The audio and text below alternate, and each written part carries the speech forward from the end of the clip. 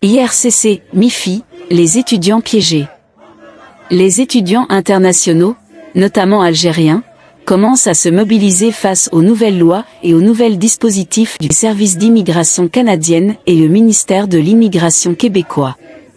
Tout pense à dire que la facilitation et l'assouplissement annoncés pour faire face aux conséquences de l'épidémie du Covid-19 n'est qu'un hameçon pour pêcher un maximum d'étudiants ou de résidents temporaires. Soudainement, en 2022 et 2023, on annonce aux visiteurs qu'il a la possibilité de modifier son statut pour celui de travailleur ou d'étudiant. Le nouveau statut permettra au bout de 2 ans pour les travailleurs et à la fin de formation d'au moins 18 mois d'accéder à la résidence permanente via le PEQ, programme de l'expérience québécoise, après avoir été sélectionné par le gouvernement du Québec et la délivrance du fameux CSQ. Cet état de fait a encouragé beaucoup de gens majoritairement francophones de prendre leur destination vers le Québec, notamment Montréal. Les visas sont délivrés par des centaines de milliers, des personnes âgées, des jeunes veulent profiter de cette bouée d'oxygéné et vivre leur rêve canadien, surtout ceux âgés de plus de 45 ans et qui ne sont lésés par le système de notation ARIMA. Ceux dont les diplômes ne leur permettent d'accéder à un emploi et ceux qui n'ont pas pu dénicher un contrat de travail, et se trouvant au Canada se sont rabattus pour les études.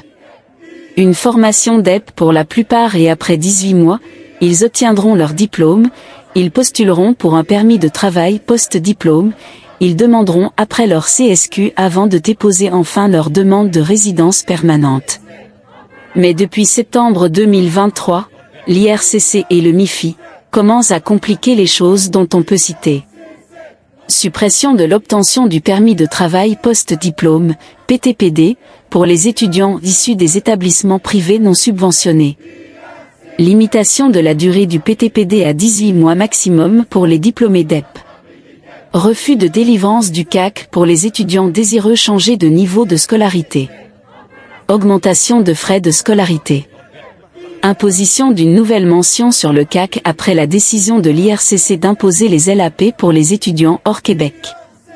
Annulation de la délivrance de permis de travail ouvert pour les conjoints des étudiants, étudiantes internationaux, sauf ceux qui suivent un programme de maîtrise ou de doctorat. Imposition d'un volume de travail de 20 heures par semaine aux étudiants, au lieu de 40 heures, avant de le modifier à 24 heures. Non-délivrance du PTPD aux frontières et de faire la demande en ligne. Obligation de payer les frais de la première session d'études par des agents frontaliers d'immigration aux étudiants ayant fait leur demande de permis d'études à l'intérieur du Canada avant la délivrance du dit permis au niveau des frontières québéco-américaines. Non-acceptation des demandes de permis de travail à partir de l'intérieur du Québec, ce qui a poussé les visiteurs à se pencher vers les demandes de permis d'études. Arrêt temporaire des offres de travail aux étrangers à Montréal. Refus à un grand nombre de demandes de permis d'études à l'intérieur de Canada, la délivrance du CAC et une grande partie des chanceux ayant le CAC se voient refuser l'obtention du permis d'études par l'IRCC.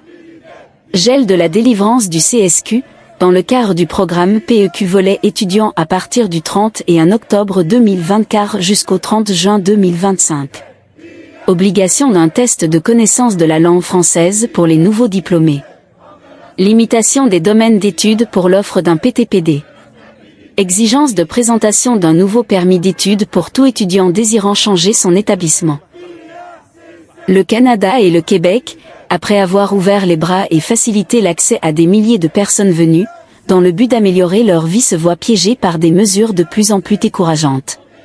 Beaucoup d'étudiants algériens, victimes déjà d'abus d'agences et de consultants en immigration qui leur demandent des honoraires assez chers, puis des établissements qui reportent leur inscription sous prétexte de manque de places pédagogiques, se voient confrontés à cette nouvelle décision de changement d'établissement. Le même problème est à signaler aussi pour les scolarisés qui sont obligés de refaire leur démarche à zéro avec un risque de voir leur demande refusée. Pire encore, les nouveaux diplômés qui seront obligés d'attendre longuement avant de déposer leur demande de CSQ, et cette incertitude concernant le volet étudiant à l'avenir et les complications que peut le MIFI introduire. Les étudiants algériens sont déterminés à faire leur volte-face, mais les autres communautés sont aussi concernées.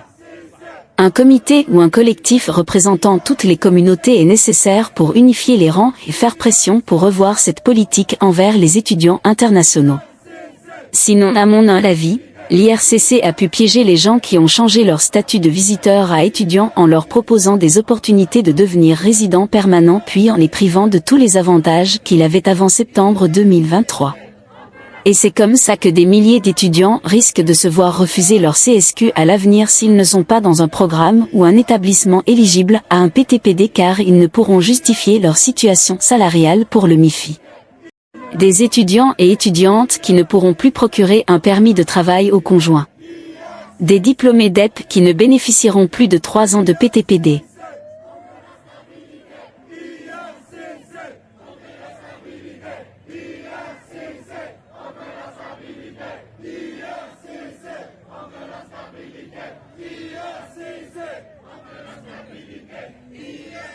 Des diplômés DEP qui ne bénéficieront plus de 3 ans de PTPD. Des diplômés d'EP qui ne bénéficieront plus de 3 ans de PTPD. Des diplômés contraints à des délais d'attente élevés suite au refus de délivrer les PTPD à la frontière. Des nouveaux diplômés et futurs diplômés qui seront contraints à des nouvelles mesures de CSQ et des délais d'attente plus longs.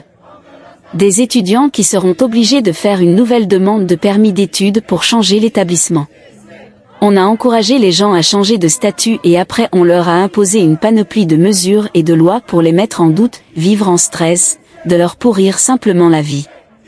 Cette page est la vôtre, nous vous invitons à vous abonner, à partager, à commenter et à aimer notre page.